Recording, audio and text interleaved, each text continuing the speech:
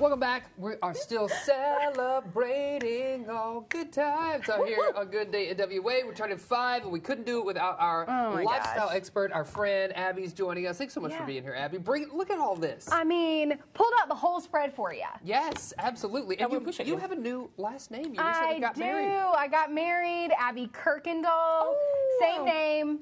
I mean, different name, same recipes, right? Yes. Not same name, different name. Different name, same recipes. I feel like that's a whole website right. waiting to happen. It's a whole marketing campaign that needs to roll out.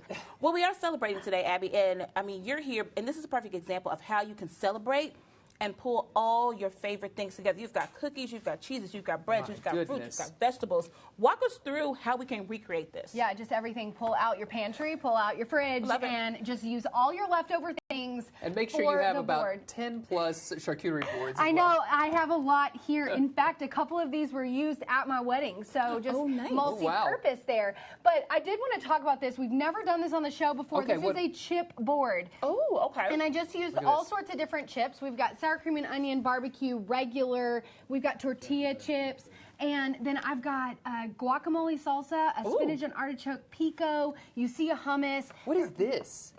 Pimento cheese. Pimento cheese, okay. Right? So really fun way not to have to go get crackers. You have chips at your house.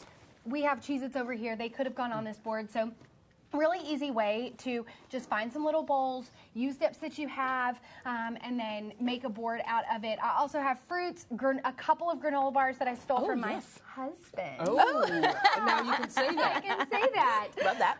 And then, you know, I just all store-bought. So store-bought donut holes, store-bought powdered donuts, cookies, graham crackers. I will shout out this little lemon curd dip way down there. Look at that is from my cookbook, The Living Table, which you can get wherever books are sold. But it is just cream cheese. I'm living vicariously through that bite. How good is that? Yes. Right? Do you have a lid for this, and I can just take this home? Yes, I can leave it with you. Yes, absolutely. But really, the key to charcuterie boards, the key to parties, is really to make sure that you just have a lot of assortment. And that assortment doesn't have to be purchased at the grocery store. You have this kind of stuff.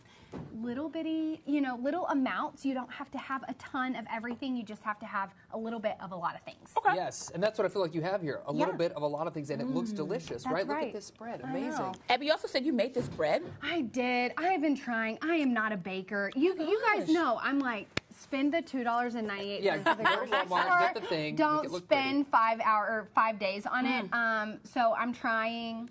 You're testing your patience, is what it sounds like you're doing. It's hard, but y'all need to try it. Try it and tell me. There's some pieces up there. Dip it in the spinach artichoke. Yeah, probably.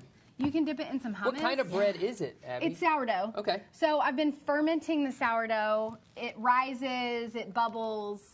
I'm trying. What do you think? Yes, the texture is great. Okay, good. Soft. Okay, good. I thought it was a little dense. I'm not a baker, so I need to go to like Rick's Bakery or something, take a class. People think I'm a little dense too, so it's okay. That's right. It's all good. But also, I'm not going to eat this whole thing, and it's fine just sitting on, just like you did, pull off a piece of bread. Yes. So you don't necessarily need it to be all cut and perfect. Sure. And I think there's a misconception about when you're putting together a charcuterie board. People are looking for, oh man, I have to have the fancy cheeses. I have to have the fancy crackers and stuff like that, but you really don't have to. That's right. And this is a really big bowl of vanilla wafers down here. I actually took a bowl and I put it down in the bottom of it and just put the vanilla wafers on top. So it looks like it's even more. It looks like it's a lot. Right. Yeah. But I just put this in it. Yes, and I love what you've done here, too, with the display there on different levels, right? So you kind of got this one propped up a little bit. I mean, I think that makes it look really nice. I think when we've talked before, there are 3 key tips for charcuterie that I've always talked about. Right. Odds, you always want to make sure that you have 3 of something, 5 of something, just and place them out. You always want to make sure you have height, because height gives it different kind of a visual component. And then you want to make sure you have color or personality. Lots of different textures. So odds, height, personality within the colors and the textures, and that really helps visualize a good charcuterie board. If you start looking at charcuterie pictures, you'll see height, you'll see color, you'll see textures, you'll see threes, fives, odds. All the things. Yeah. Great tips. Great tips when you're making your charcuterie board to celebrate our 5 years at your home right now. You should go do that.